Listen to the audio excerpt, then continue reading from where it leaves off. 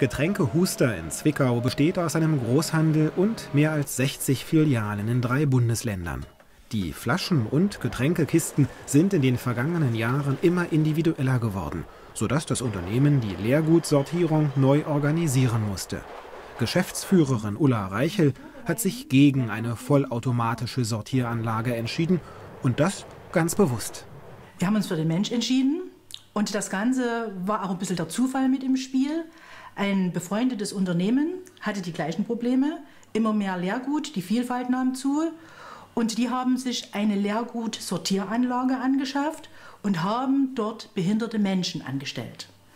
Und da war ich anfangs schon ein bisschen skeptisch, Behinderte. Und da sagte mir der Kollege, bei uns funktioniert das. Ob das bei dir funktioniert, weiß ich nicht. Und das wird gefördert, die Investition. Also haben wir uns rangemacht, haben uns damit beschäftigt. Hier an der Sortieranlage arbeitet eine ganze Reihe von Menschen mit Behinderungen. Einer von ihnen ist Christian Wegner. Das macht Spaß, nette Kollegen und ganz Tag draußen. Für Lagerleiter Ricardo Jeratsch ist die Sortieranlage das Herzstück der Leergutlogistik. Sicherlich war ich am Anfang sehr skeptisch, als meine Chefin auf mich zukam und sagte, dass wir Mitarbeiter mit Behinderung einstellen werden.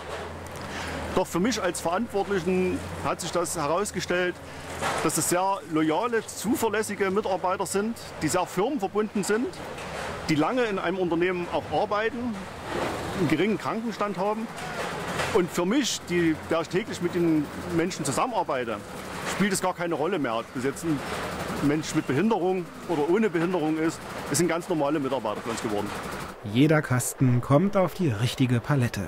Das Team vom Sortierband arbeitet Hand in Hand. Gelebte Inklusion bei Huster Getränke.